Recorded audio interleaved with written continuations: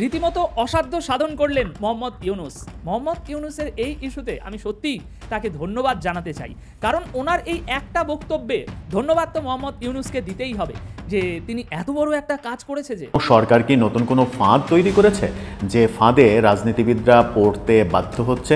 এমন এক ধরনের ফাঁদ, যে ফাঁদ পাতা থাকবে, একে একে ধরাশায়ী হবে রাজনীতিবিদরা এবং একে একে ধরাশায়ী হবে রাজনৈতিক দলগুলো। মাঝখান থেকে এই ফাঁদ পাতার পেছনে যে কারণ, সেই কৌশলে লালমনিরহাট বিমানবন্দর চালু নিয়ে ভারতের গুম হারাম। লালমনিরহাটে একটি আন্তর্জাতিক যুদ্ধ বিমান ঘাঁটি করছে ডক্টর ইউনূসের সরকার। এরকম আমাদের 10টা 20টা প্ল্যান আছে, যে প্ল্যানগুলোতে প্রত্যেকটা প্ল্যানে ডক্টর মোহাম্মদ ইউনূসের প্রত্যেকটা কার্যক্রমে ভারতের জন্য জ্বালা হবে, মরিয়া হবে। বাংলাদেশ ভারতের নাকের ডগায় এবার এক জিনিস বানানোর সিদ্ধান্ত নিয়েছে, আর এতেই চটেছে ভারতীয় মিডিয়া, ভারতের সরকার। বিপক্ষে দিল্লি আর পক্ষে আছেন ওয়াশিংটন, পক্ষে আছেন বেইজিং, পক্ষে আছেন ইউরোপিয়ান ইউনিয়ন। প্রিয় দর্শক, এই খুশির সংবাদটা আপনাদেরকে আমি এনটিভি থেকে এখন শোনাবো। কে হচ্ছেন আগামী দিনের নতুন প্রেসিডেন্ট?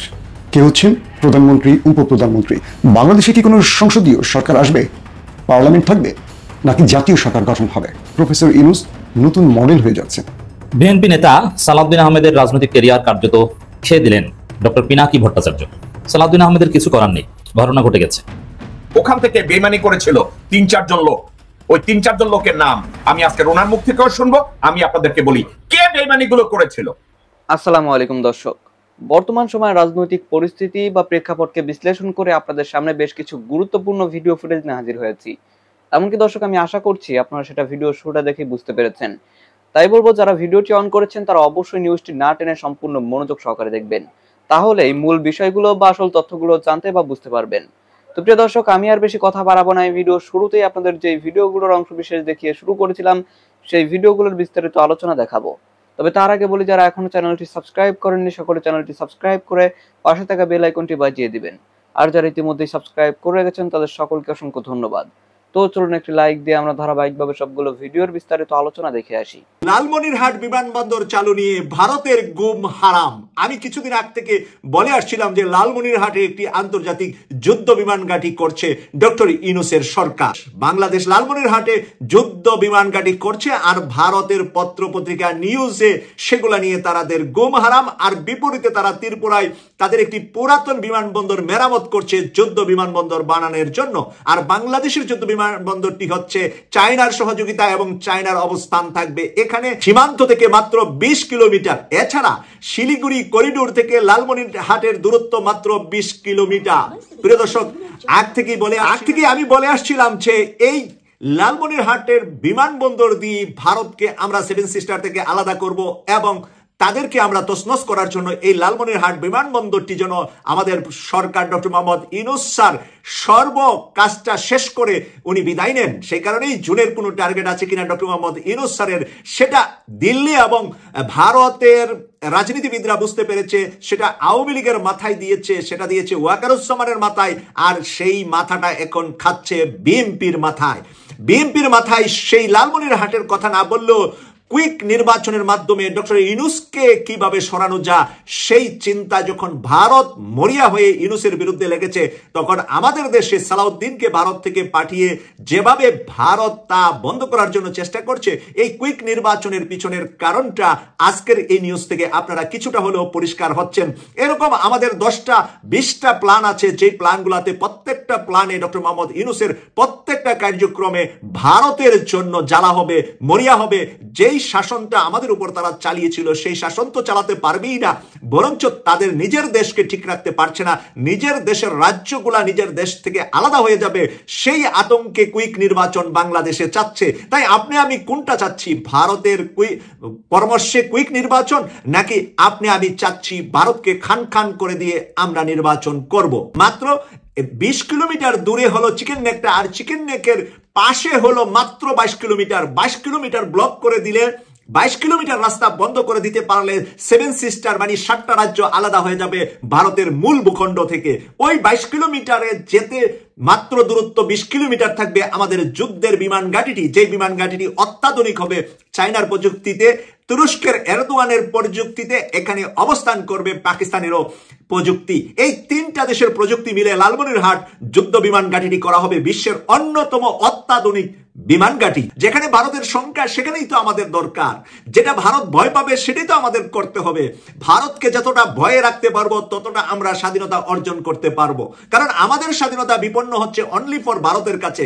আমাদের স্বাধীনতা ছিনিয়ে নেওয়ার জন্য নেপাল, ভুটান, চায়না অথবা মালদ্বীপ অথবা শ্রীলঙ্কা, পাকিস্তান, আফগানিস্তান অন্য কেউ আসছে না যে আমাদের স্বাধীনতা ছিনিয়ে নিবে।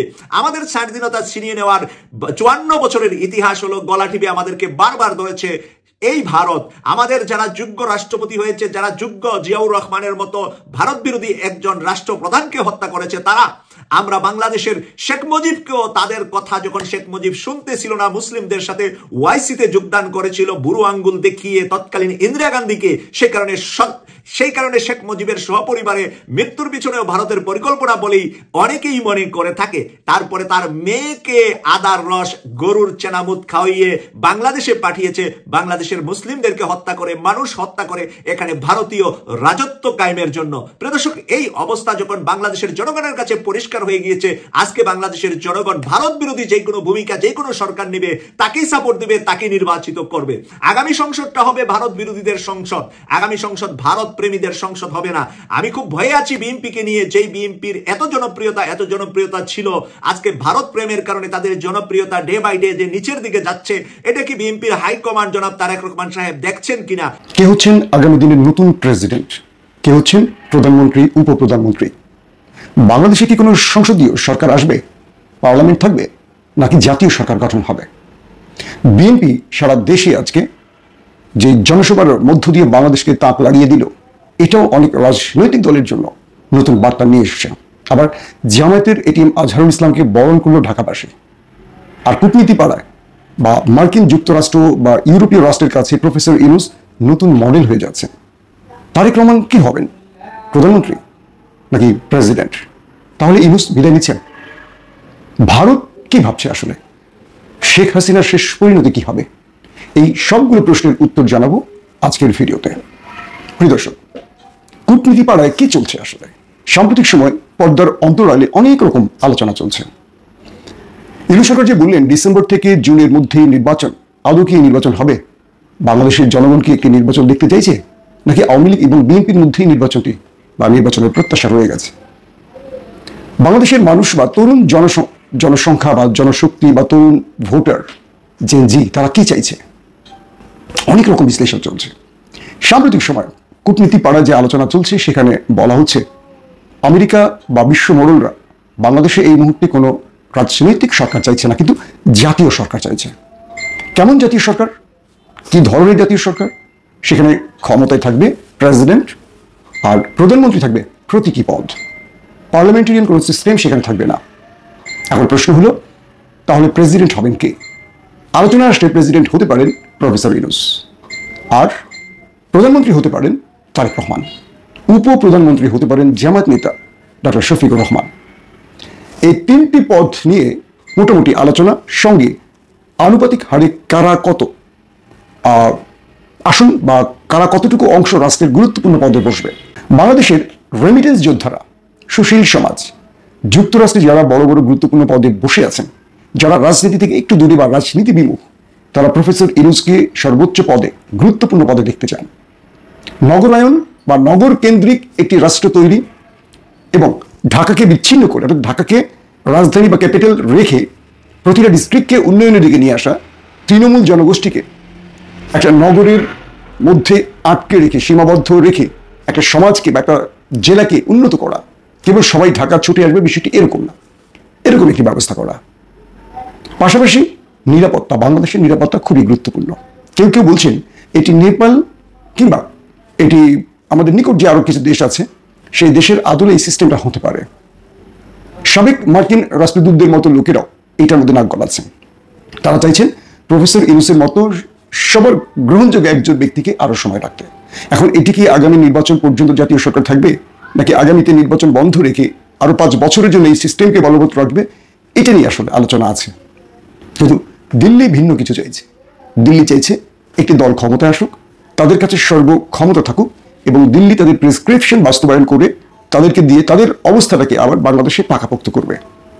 এখন জাতীয় সরকার গঠন হলে বিএনপি 25, জামাত 20, এনসিপি 15, ইসলামী দল 5, গুরুত্বপূর্ণ ব্যক্তিরা 10 বা আদার্স দলগুলোকে 25, এই যে বন্টন, এখানে আওয়ামী লীগ কোথায়? দিল্লির প্রশ্ন হলো এখানে। কিন্তু এই প্রস্তাবটি চীন এবং আমেরিকা গ্রহণ করলেও ভারত করতে পারছে না। ভারতের এখানে মাথা ব্যথা, কারণ ভারতের সবচেয়ে ভয় হলো প্রফেসর ইউনূস। আবার প্রফেসর ইউনূস যদি প্রেসিডেন্ট হন, তারেক রহমান যদি প্রধানমন্ত্রী হন, উপপ্রধানমন্ত্রী ডক্টর শফিক হন, সেক্ষেত্রে এই সিস্টেমটা এমনভাবে তৈরি হবে যে যারা ভারতের তাবেদার তারা চাইলে কিচ্ছু করতে পারবে না। আর চীনের সাথে বাংলাদেশের যে অর্থনৈতিক ভিত্তিটা তৈরি হচ্ছে, এটা আরো মজবুত হবে। এক্ষেত্রে আমেরিকা ইয়েস, চীনও ইয়েস, দিল্লি নো। এখন আমাদের সামনে যে প্রশ্নটা তৈরি হয়েছে, বাংলাদেশের তাহলে সংসদীয় সিস্টেমের নির্বাচন কি বাদ হয়ে যাবে, নাকি 10 বছর পরে হবে, নাকি 5 বছর পরে হবে? সংস্কার কমিশন যে সংস্কারের প্রস্তাবগুলো দিয়েছে, সেখানে আমরা দেখলাম অধিকাংশ জায়গায় বিএনপি ক্রস, অর্থাৎ যে প্রস্তাবনাগুলো এই সংস্কার কমিশন উত্থাপন করেছে, জামায়াত এবং এনসিপির মতামতে আমরা দেখলাম তারা সবাই টিক দিয়েছে, ওকে দিয়েছে। ম্যাক্সিমাম জায়গায় জামাত, এনসিপি সরকারের সংস্কার কমিশনের পক্ষে, কিন্তু বিএনপির অবস্থান ভিন্ন খাতায়। এখন প্রশ্ন হলো যে জাতীয় সরকার গঠন হলে এটা বিএনপি মানবে, বা জামায়াত মানবে, বা এনসিপি মানবে? ভেতর মহল বলছে জামায়াত, এনসিপি ইতিমধ্যে মানতে রাজি হয়েছে। বিএনপির ক্ষেত্রেও একটা পক্ষ মানতে রাজি, একটা পক্ষ মানতে রাজি না। প্রশ্ন হলো বিএনপি যদি মানতে রাজি হয়, সেক্ষেত্রে তারেক রহমান প্রধানমন্ত্রী, মানতে রাজি না হলে আওয়ামী লীগ বা বিএনপির মতো একটা বড় দলের অবস্থান কি হবে? এখন আমেরিকার মতো শক্তিশালী ওয়ার্ল্ড ইস্টাবলিশমেন্ট কোনো বিষয় চাইলে সেখানে আমাদের উপমহাদেশে বা দক্ষিণ এশিয়াতে কোনো মোড়লরা সেটাকে আসলে অগ্রাহ্য করতে পারে না। কিন্তু আন্তর্জাতিকভাবে ইস্টাবলিশমেন্টের যে চিন্তাটা, যেটাকে আমরা ওয়ার্ল্ড ইস্টাবলিশমেন্ট বলি, তাদের চিন্তাটা হলো ভিন্ন। তারা প্রফেসর ইউনূসকে নিয়ে চিন্তা করছেন, যে কারণে তারেক রহমান এখনো দেশে আসতে পারছেন না। এখনো আমাদের শত্রু রাষ্ট্রের এজেন্সির ভয়টা রয়ে গেছে, তারেক রহমানের জীবন হুমকিতে রয়ে গেছে, এমনটিও কেউ কেউ বলছেন। যদিও এই ব্যাপারে বিএনপি প্রকাশ্যে মুখ খুলছে না, কিন্তু অনেকেই বলছেন তারেক রহমানের জীবন হুমকিতে রয়েছে। সেটা প্রতিবেশী দেশ বা তাদের এজেন্সি বা আমাদের দেশেরও বিশ্বাসঘাতকরা তার জীবনের যে কোনো ক্ষতি করতে পারে। তো সবকিছু মিলে বাংলাদেশের প্রেক্ষাপট এমন একটি জায়গায় যাচ্ছে, হয় সমাধান অথবা পুরো সবকিছু এলোমেলো। এখন জাতীয় সরকার তৈরি হলে এই বড় বৃদ্ধ প্রফেসর ইউনূসের উপর বাংলাদেশ যে আস্থা রাখছে, এটাও মার্কিন যুক্তরাষ্ট্রের কাছে এই তথ্য পৌঁছে গেছে যে দেশের জনগণ ইউনূসকে গ্রহণ করতে প্রস্তুত। বেগম জিয়ার চিকিৎসার ক্ষেত্রে এই লোক অবদান রেখেছে। উনি একটা কথা বলেছে, বেগম জিয়া উনাকে চেয়ারম্যানের বিশেষ দূত বানিয়েছিলেন, বাংলাদেশ জাতীয়তাবাদী দলের চেয়ারম্যানের বিশেষ দূত, স্পেশাল এনভয় ওনাকে বানিয়েছিলেন, এবং ওখান থেকে ওনাকে ওই পজিশনটা থেকে ওনাকে সরানোর পায়তারা করেছে কে জানেন? রয়ের দালাল এবং হাসিনার আশীর্বাদ পুষ্ট সাদেক হোসেন খোকা, যে বিএনপির পিঠে ছুরিকাঘাত করছে। 2013 সালের মে মাসে যেই হেফাজত আন্দোলন হয়েছে, ওই সময় বেগম জিয়া সরকার পতনের জন্য যে ভূমিকা নিয়েছিলেন, ওখান থেকে বেইমানি করেছিল 3-4 জন লোক। ওই 3-4 জন লোকের নাম আমি আজকে ওনার মুখ থেকেও শুনবো। আমি আপনাদেরকে বলি কে বেইমানি গুলো করেছিল। গোরখোদক আব্বাস, সাদেক হোসেন খোকা, আব্দুল আউয়াল মিন্টু, মোহাম্মদ সালাম বেগম জিয়াকে মিসগাইড করেছে। হেফাজত হত্যাকাণ্ডের সাথে এরা জড়িত। বেগম হাসিনাকে তারা সমর্থন করেছে, রকে তারা সমর্থন করেছে, তারপরে দেশ থেকে পালিয়েছে। এবং এই সাদেক হোসেন খোকা আমেরিকায় এসে চেষ্টা করেছে লন্ডনে তারেক রহমানকে মিসগাইড করতে, তারপরে এখানে লোকজনের সাথে চাঁদাবাজি করে নিজের ক্যান্সারের নাটক করে ইশরাক তখন এখানে একত্রে বসে ডক্টর মুজিবের মতো শিক্ষিত দেশপ্রেমিক এক যোদ্ধাকে তারা এই পজিশন থেকে সরিয়ে একটা নিকৃষ্ট বস্তুকে, সাদি নামের এক বস্তুকে ওই পজিশনে বসানোর চেষ্টা করেছে, রিকশাওয়ালাদের বসানোর চেষ্টা করেছে এই সাদেক হোসেন খোকা। এবং এই সাদেক হোসেন খোকার সাথে কে এসেছিল? ওয়াকারের চাকর, বাংলাদেশের ডিজিএফআই চাকর মনির হায়দার, তাকে জোর করে ডক্টর মোহাম্মদ ইউনূসের উপদেষ্টা বানিয়ে। বিএনপি নেতা সালাউদ্দিন আহমেদের রাজনৈতিক ক্যারিয়ার কার্যত খেয়ে দিলেন ডক্টর পিনাকি ভট্টাচার্য। দর্শক, সালাউদ্দিন আহমেদের কিছু করার নেই, ঘটনা ঘটে গেছে। সালাউদ্দিন আহমেদ বিএনপির আপকামিং মহাসচিব, বিএনপির বর্তমান মুখপাত্র তারেক রহমান তাকেই অল ইন অল করে রেখেছে। তিনি এখন সিনিয়র নেতাদের ধমকান তাদেরকে বক্তব্য দিতে যান না, মাইক কেড়ে নিয়ে কথা বলেন। সিনিয়র নেতারা কথা বলতে গেলে তার আগেই তিনি উঠে চলে যান। তার মধ্যে একটা ভাব এসেছে, তিনি গরম দেখান, ধমক দেন, ধমকের সুরে কথা বলেন, নানান কিছু। তো মানুষ বেশি বাড়ে পতনের জন্য। একটা কমন থিওরি বাংলাদেশে আছে, এটা এস্টাবলিশড, যে পিনাকি যাকে ধরে সে আর বাঁচে না, তার পতন হয়। এই সালাউদ্দিন আহমেদকে ধরেছে, এই সালাউদ্দিনের পতন আপনারা আশু টের পাবেন না, ধীরে ধীরে টের পাবেন। সালাউদ্দিন আহমেদের রাজনৈতিক ক্যারিয়ার কার্যত শেষ করে দিয়েছে। পিনাকি ভট্টাচার্য তার ভিডিওতে লুঙ্গি পরে ইন্ডিয়ার গেস্ট হাউসে দেশ চালানো শিখছেন সালাউদ্দিন, এবং ইন্ডিয়ার ওই গেস্ট হাউসের যে অ্যাডভার্টাইজমেন্ট পিনাকি ভট্টাচার্য দিয়েছেন, যে প্রচারণা চালিয়েছেন, যে প্রশ্নগুলো ছুড়ে দিয়েছেন, এই প্রশ্নগুলোর উত্তর সালাউদ্দিন আহমেদ কিছুতেই দিতে পারবেন না। এই প্রশ্নগুলো উত্তর নেই। এখন এই প্রশ্নগুলো নিয়ে এই মুহূর্তে দেশের রাজনীতির এই শূন্যতার এই সময়ে সালাউদ্দিন আহমেদের তেমন কিছু হবে না। কিন্তু যখন দেখবেন সালাউদ্দিন আহমেদ মহাসচিব হিসেবে দায়িত্ব পালন করছে, অথবা যখন দেখবেন নির্বাচনে দাঁড়িয়েছে সালাউদ্দিন আহমেদ, ভোটের প্রচারণা শুরু হয়েছে, তখন দেখবেন পিনাকি ভট্টাচার্যের এই ভিডিও ছোট ছোট ক্লিপস আকারে চায়ের দোকানে, রাস্তাঘাটে এগুলো চলছে মানুষের হাতে হাতে। পিনাকি ভিডিওতে যে প্রশ্নগুলো করেছেন স্লাইড শো সহ, এগুলো কাগজে লিখে এরপরে দেখবেন যে মানুষ প্রচার করছে, বিলি করছে। অতএব এই লুঙ্গি পরে ইন্ডিয়ার গেস্ট হাউসে দেশ চালানো শিখছেন সালাউদ্দিন, এই ভিডিও প্রভাব তাসির কত প্রকার কি কি, এটা সালাউদ্দিন এখন টের পাবেন না, এটা টের পাবেন মহাসচিব হিসেবে দায়িত্ব নেওয়ার সাথে সাথে এবং নির্বাচনী প্রচারণা চালানোর সময়। আরো অনেক কিছু আছে। দর্শক, সালাউদ্দিন আহমেদ যদি জনগণের রাজনীতিবিদ হয়ে থাকেন, জনগণের কাছে যদি জবাবদিহিতার কোনো অনুভূতি তার থেকে থাকে, তাহলে অবশ্যই পিনাকি ভট্টাচার্য যে প্রশ্নগুলো ছড়ে দিয়েছেন তার উত্তর দিতে হবে। দেখেন, এর আগে কিন্তু মির্জা আব্বাস ধরা খেয়েছে, কারণ মির্জা আব্বাসের বিতর্কিত বিষয়গুলো নিয়ে পিনাকি যে প্রশ্ন ছড়ে দিয়েছেন এর একটারও সন্তোষজনক কোনো জবাব মির্জা আব্বাস দিতে পারেননি। তাহলে কি ধরে নিব আমরা যে মির্জা আব্বাসের বিরুদ্ধে পিনাকি যা বলেছেন এগুলো সব সঠিক, তার কাছে কোনো জবাব নেই? এখন মির্জা আব্বাসও এখন টের পাচ্ছেন না যে পিনাকি যা আসলে তাকে খেয়ে দিয়েছেন। এটা টের পাবেন নির্বাচনে দাঁড়ালে, নির্বাচনী প্রচার প্রচারণা শুরু হলে বুঝবেন যে পিনাকি কি কাজটা করেছে। এবং আরো অনেক কিছু আছে, এগুলো লিফলেট আকারে, ছোট ছোট ভিডিও আকারে সোশ্যাল মিডিয়ায় ভেসে বেড়াবে। দর্শক, আমি আশা করছি আপনারা সকলে অত্যন্ত মনোযোগ সহকারে সবগুলো ভিডিও দেখেছেন। এমনকি দর্শক, যদি এই ভিডিওগুলো সম্পর্কে আপনাদের কোনো মতামত থেকে থাকে তাহলে তো অবশ্যই জানাবেন।